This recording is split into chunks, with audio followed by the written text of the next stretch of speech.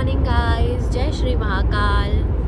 आप सभी का स्वागत है हमारे आज के इस व्लॉग में। आज है 25 दिसंबर और हम निकल गए हैं अपने महाकाल जी के दर्शन के लिए, क्योंकि हमें महाकाल जी का इतना अच्छा बुलावा आया कि बस अचानक से हमारा प्लान बन गया और हम बाबा के चरणों में प्रस्तुत होने जा रहे हैं। बस बाबा ने बुलाया है तो हम निकल पड़े हैं दिल्ली से उज्जैन की ओर।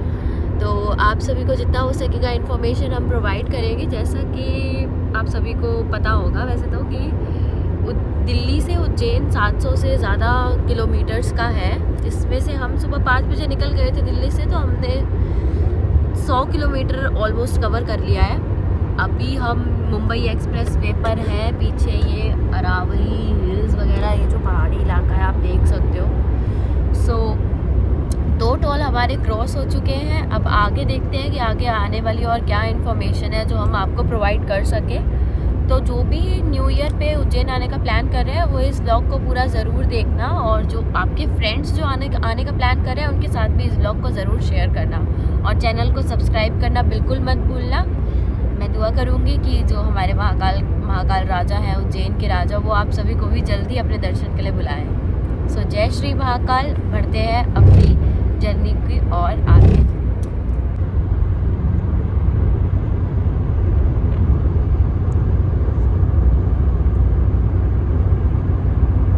ये है हमारा मुंबई एक्सप्रेस वे और एकदम स्मूथ। गाड़ियाँ बहुत कम चलती है इस पे वैसे तो, और अभी फॉग की वजह से थोड़ा सा और भी रश कम है, पर काफ़ी अच्छा रास्ता है ये। काफ़ी जल्दी डिस्टेंस कवर कर सकते हैं हम इससे, और बहुत बढ़िया बना हुआ है। आप जब भी उज्जैन जाने का प्लान करें तो यही वाला एक्सप्रेस वे लेकर जाएं, ताकि आप जल्दी से जल्दी उज्जैन। कैसे उड़ रही है? बहुत सही। ये तो मतलब उड़ती पानी है ना, कितनी अच्छी लग रही है। ये तो पानी है।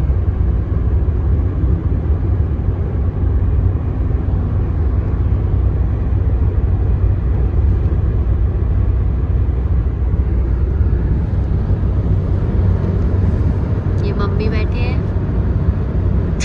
Hello, good morning. Good morning. जय महाकाल। जय महाकाल। पापा ड्राइव कर रहे हैं।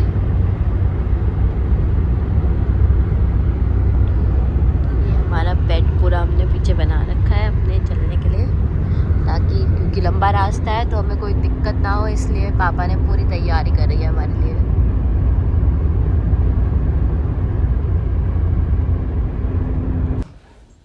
ये गाइस हम पहुंच गए थे अपने पहले पेट्रोल पंप पे, जहाँ पे हमें सीएनजी मिल गई थी। बस यही एक पंप है जो रास्ते में आपको मिलेगा जिस पे सीएनजी उपलब्ध है। बाकी तो पूरे एक्सप्रेसवे पे कहीं भी सीएनजी नहीं मिलेगी आपको। ये देखिए गाइस, ये रास्ता था पूरा एकदम खाली। यहाँ पर ये थोड़े से यहाँ पे लोगों के खेत वेत बने हुए हैं। बस हम चले जा रहे थे, क्योंकि 700 किलोमीटर कवर करना इज़ नॉट इजी। तो सही है, चलते चलते सुबह भी हो गई थी, सूरज भी निकल आया था धीरे धीरे अपने रास्ते की ओर आगे बढ़ते हुए, अपने महाकाल जी की ओर आगे बढ़ते हुए। काफ़ी दूर था ये सफ़र, काफ़ी लंबा था, पर बहुत अच्छा रहा। और देखिए रास्ता भी बहुत सुंदर है। थोड़ा सा बोरिंग है क्योंकि सिंपल ड्राइविंग है, बस कुछ नहीं है देखने के लिए ऐसा। थोड़े बहुत व्यूज़ रास्ते में हैं अच्छे, पर सही है, अच्छा है।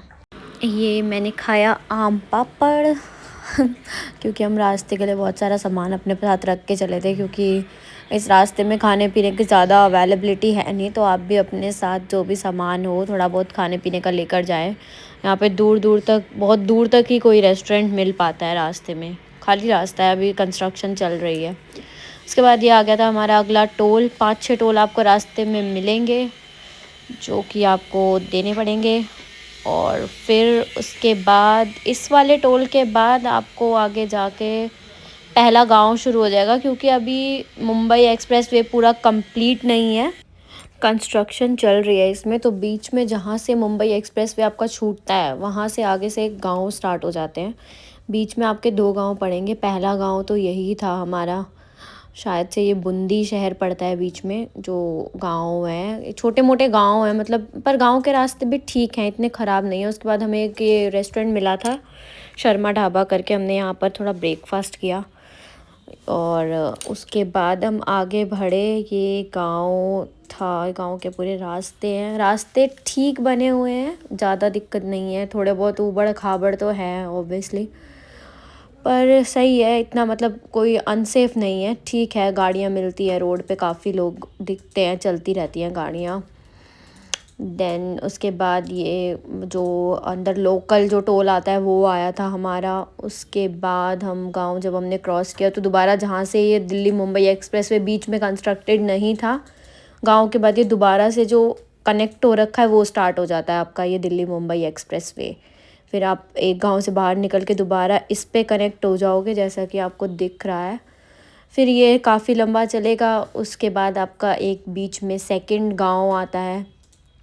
देन उसके बाद अगेन यही मुंबई एक्सप्रेस वे आपका कनेक्ट हो जाता है उज्जैन तक पूरा। तो बीच में यही 2 गांव जो हैं जो आपको थोड़ी सी प्रॉब्लम जहाँ पे आपको रहेगी, बाकी तो बहुत अच्छा है काफ़ी। ये देख सकते हो आप, रोड्स इतने स्मूथ बने हुए हैं कि गाड़ी आराम से आपकी भाग सकती है, आराम से आप डिस्टेंस कवर कर सकते हो काफ़ी दूर दूर तक। देखो बस ये यहाँ पे थोड़े से ये ट्रक्स वगैरह ही होते हैं जो चल रहे होते हैं, क्योंकि यहाँ से जो लोडिंग वोडिंग का जो सामान होता है ट्रांसपोर्ट का, इंपोर्ट एक्सपोर्ट का, वही लोग ले जा रहे होते हैं। अभी इस हाईवे पे इतना क्राउड है नहीं, तो सही है, एकदम बढ़िया रास्ता है। बस खाने पीने की प्रॉब्लम है, खाली रास्ता है पूरा, बोरिंग रास्ता है, पर ठीक है। हमारी डेस्टिनेशन उज्जैन, हम पहुंच जाएं, हम बस यही सोच रहे थे पूरे रास्ते। काफ़ी अच्छा रहा हमारा सफ़र। उसके बाद सेकंड गांव स्टार्ट होने से पहले ये आता है एक इश्यू हाईवे होटल। मैं आप सबसे यही रिक्वेस्ट करूँगी कि यहाँ पर आपको जो भी खाना होगा इस खा लेना, क्योंकि आगे तो दूर दूर तक कुछ भी नहीं मिलेगा, बहुत दूर तक। मतलब हम तो पूरा उज्जैन तक ही, हमें इस होटल के बाद हमें कुछ भी नहीं मिला था। हमने उसके बाद सीधा उज्जैन में ही जो खाया। उस होटल के बाद ये बीच में टाइगर रिजर्व एरिया स्टार्ट हो जाता है, जैसा कि आप देख सकते हो।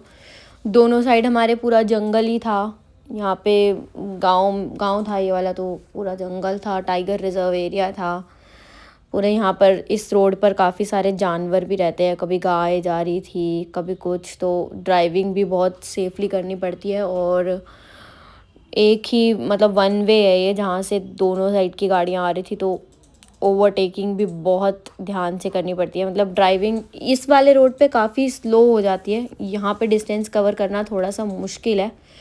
तो जितना हो सके हम दिल्ली मुंबई एक्सप्रेस वे पर ही कर ले कवर, तो वो बढ़िया रहता है। बाकी और तो कोई दिक्कत नहीं है, बस यही 2 हैं रास्ते जो प्रॉब्लम वाले हैं थोड़े। बस अपने बाबा महाकाल का नाम लेकर चलते रहे रास्तों पर और आसानी से आप पहुंच जाएंगे उज्जैन। काफ़ी अच्छा सफ़र रहा हमारा, तो बहुत बढ़िया सफ़र रहा एकदम। खाली रोड्स, खाली रास्ते, खुला आसमान और एकदम नीला आसमान, जैसा कि आप देख सकते हो। मतलब दिल्ली में तो इतना पॉल्यूशन है कि आसमान दिखता ही नहीं है, पर यहाँ पर जो आसमान देखने को मिल रहा था इतना सुंदर लग रहा था, इतने सुंदर व्यूज़ मिल रहे थे, इतने सारे पेड़, इतनी अच्छी साफ़ शुद्ध हवा। और उसके बाद फाइनली हम पहुंच गए थे उज्जैन, अपने महाकाल की नगरी, अपनी डेस्टिनेशन पर। ये शहर देखकर इतनी खुशी मिल रही थी कि बाबा ने फाइनली हमें एंट्री करवा दी है और ये सफ़र पूरा हो गया है और अपने बाबा के पास पहुंच गए हैं। देखिए इस शहर को, कितना ब्लेस्ड शहर है ये उज्जैन सिटी, कितनी अच्छी है ये। मतलब यहाँ पर मेरे बाबा महाकाल रहते हैं, उनका निवास, उनका स्थान है ये, और हम कितने लकी हैं जो हम यहाँ पर पहुँच गए।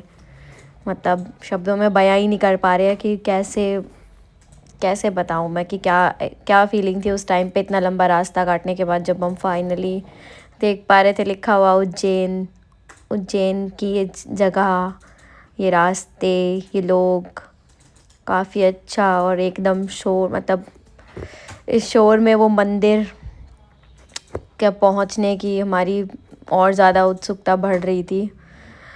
सबसे पहले हम अपना जो हमने होटल पे रिज़र्वेशन करवा रखी थी, हम वहाँ पहुँचे, हमने उसका रास्ता लोकेशन लगाई और फटाफट से हमने होटल में जाकर चेक इन किया, अपना सामान रखा। वैसे तो हमने यही सोचा था कि हम बाबा के दर्शन अगले दिन करेंगे, क्योंकि हमें लग नहीं रहा था कि हम टाइम पर पहुँच पाएंगे, पर हम सुबह 5 बजे निकले और शाम को 4:15 4:30 बजे हमने उज्जैन में एंटर कर लिया था। तो फिर हमने सोचा कि हम शाम को थोड़ा मंदिर के आसपास जो बाकी के मंदिर हैं, भारत माता मंदिर है और सिद्धि माता मंदिर है, हरसिद्धि माता का मंदिर है और भी काफ़ी मंदिर हैं, हम वो सब घूमेंगे। लेकिन बाबा के दर्शन हमने सोचा था अगले दिन करेंगे, लेकिन हमसे वेट ही नहीं हुआ। जब हम मंदिर के बाद पहुँचे, ये देखो मंदिर को देखकर वो मन माना ही नहीं और हमने फटाफट से दर्शन की टिकट ली और हम तो पहुंच गए अंदर अपने महाकाल को देखने। उसके बाद दर्शन हमारे बहुत अच्छे हुए। फिर हमने महाकाल कॉरिडोर जो बना हुआ है, ये देखो यहाँ पे हमने एक्सप्लोर किया। यहाँ पे इतने सुंदर सुंदर भगवान जी की मूर्तियाँ और काफ़ी ज़्यादा रश था, क्योंकि छुट्टियों का टाइम था, वीकेंड था, क्रिसमस का टाइम, तो सब लोग अपने महाकाल बाबा से मिलने आए हुए थे, अपने नए साल की शुरुआत उनके साथ करने के लिए। ये देखो इतना रश था, पर काफ़ी अच्छा एक्सपीरियंस रहा। बहुत सुंदर कॉरिडोर बना हुआ है, बहुत सारे ही भगवान यहाँ पे आपको देखने को मिल जाएंगे, मतलब बहुत अच्छा है। आपका अगर आप शिव जी से कनेक्टेड हो तो बहुत ज़रूरी है आपके लिए उज्जैन जाना। उज्जैन बाबा का बुलावा आए और पहुंच जाओ, बस बाबा सबको बुलाए। देखो सब इतने अच्छे से वहाँ पे सभी मतलब बिज़ी थे बहुत इस सबको एंजॉय करने में। और वहाँ पे शाम को फिर लाइट शो होता है 8 o'clock, तो हमने वो अटेंड किया था। यहाँ पर ये जो हमारी शिप्रा नदी है उसके पानी से होता है, तो लाइट शो होता है। इसमें पूरी महाकाल जी की जो मंदिर की स्थापना है वो कैसे हुई, कैसे मंदिर का है होता है, भस्म आरती वगैरह कैसी होती है, मतलब उसमें पूरा लाइव दिखाया जाता है इसी पर ही। बहुत अच्छा ये शो भी हमारा रहा। लेकिन यहाँ पर थोड़ा सा साउंड का है, अगर आप जितना पास जाके शो देख पाओ, जितना जल्दी आधे पौने घंटे पहले पहुँच के अपना आगे की जगह आप ले लो, तभी आप इस शो को अच्छे से एंजॉय कर पाओगे। क्योंकि पीछे की साइड अगर आप खड़े रह के देखोगे ना तो आपको दिखेगा तो, लेकिन साउंड क्लियर नहीं आएगी। तो उस साउंड के लिए, उस चीज़ को समझने के लिए कि वहाँ की क्या कहानी है, क्या रहा है, उसके लिए आपको पास की जगह लेनी बहुत ज़रूरी है। बहुत अच्छा ये शो था, हमने अटेंड किया, जो मतलब महाकाल की कृपा से हमारा तो मतलब जीवन धन्य हो गया पूरा, बाबा को अपने पास पाकर, जो हमने कभी सोचा था। बहुत अच्छा रहा। नाचो रे मेरे शिव जी के प्यारे।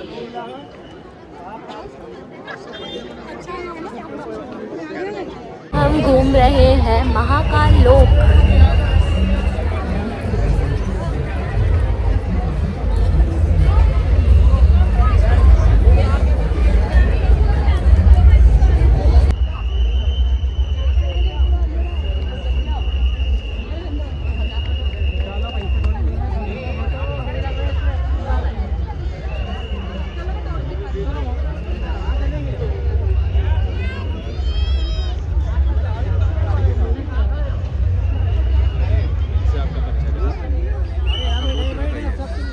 देखो गाइस हम उज्जैन घूम रहे हैं रिक्शा में। ये देखो महाकाल की नगरी के दर्शन करो। हमने किसी और गेट से एंट्री ली थी और हम किसी और गेट से एग्जिट लेके बाहर निकल गए हैं, तो हमारी स्लीपर्स की प्रॉब्लम हो गई है, तो अब हम वापस जा रहे हैं। इसलिए जिस गेट से एंट्री करें उस गेट का नंबर ज़रूर याद रखें, ताकि आपको अपनी चप्पल ज़रूर मिल जाए। हाँ, पर हम घूमते घूमते इतना सुंदर लोग बना रखा है कि हम भूल गए। देन ये स्टार्ट हुआ हमारा नेक्स्ट डे। अर्ली मॉर्निंग हम चल पड़े थे अपने महाकाल की नगरी के जो बाकी प्रसिद्ध टेम्पल्स हैं उन सभी का दर्शन करने के लिए। हमने एक रिक्शा बुक किया था, जहाँ पर मोस्टली लोग रिक्शा बुक करके ही घूमने जाते हैं, तो हमने भी एक रिक्शा बुक किया था। ऑफ सीज़न इस रिक्शे का किराया 600 से 700 रुपये रहता है, जो कॉमन है यहाँ पे। बट अभी ये क्रिसमस और न्यू ईयर की वजह से किराया बढ़ गया था, तो अभी 1000 से 1200 ही चल रहा था। उससे कम में तो कोई भी रिक्शे वाला नहीं जा रहा था, बट हमने उसको 900 में कन्विंस किया था। और सबसे पहले हम ये पहुँच गए थे माँ गढ़कालिका मंदिर। यहाँ पर ये एक शक्तिपीठ है, जो कहते हैं कि यहाँ पर सती माता जी ने जब अपने प्राण त्यागे थे तो उनके जो 51 उनके शरीर के जो टुकड़े हुए थे उनमें से उनका अपर लिप्स कहते हैं यहाँ पर गिरा था। तो यहाँ पर ये शक्तिपीठ माँ गढ़कालिका का मंदिर है जिसके आप दर्शन कर रहे हो। ये देखिए बहुत सुंदर है ये।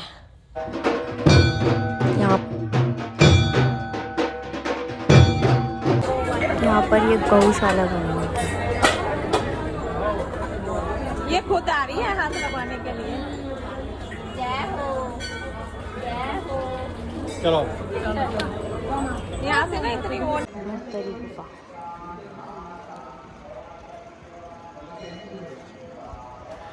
ये हम पहुंच गए थे भरतरी गुफा। भरतरी गुफा के दर्शन, यहाँ पर ऋषि मुनियों ने तपस्या की थी कुछ, जिस वजह से ये गुफा फेमस है काफ़ी उज्जैन में, उज्जैन की धरती पर। तो गुफा में मतलब ये पूरा मंदिर ही बना हुआ है। 2 गुफा हैं यहाँ पर, गुफा नंबर 1 और गुफा नंबर 2। उसके बाद हम पहुँचे ये कृष्ण जी का मंदिर, जहाँ पे कृष्ण जी ने सुदामा जी के साथ स्टडी अपनी पूरी करी थी। ये वो मंदिर हम पहुँच गए थे दर्शन करने के लिए। श्री कृष्ण देव यहाँ पर इनके ये स्कूलिंग की थी उन्होंने, कृष्ण जी ने। ये देख सकते हो आप, ये पूरा अंदर का बना हुआ है ये।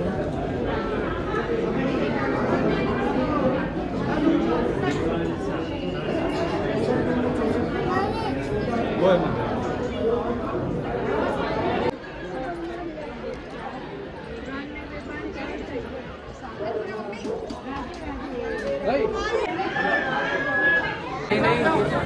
ये हम शाम में दोबारा पहुंच गए अपने महाकाल जी के दर्शन करने के लिए। एक बार फिर से हमने टीका लगवाया जल्दी से और हमने लिए अपनी टिकट और पहुंच गए अंदर शाम की आरती के दर्शनों के लिए। देखिए दर्शन।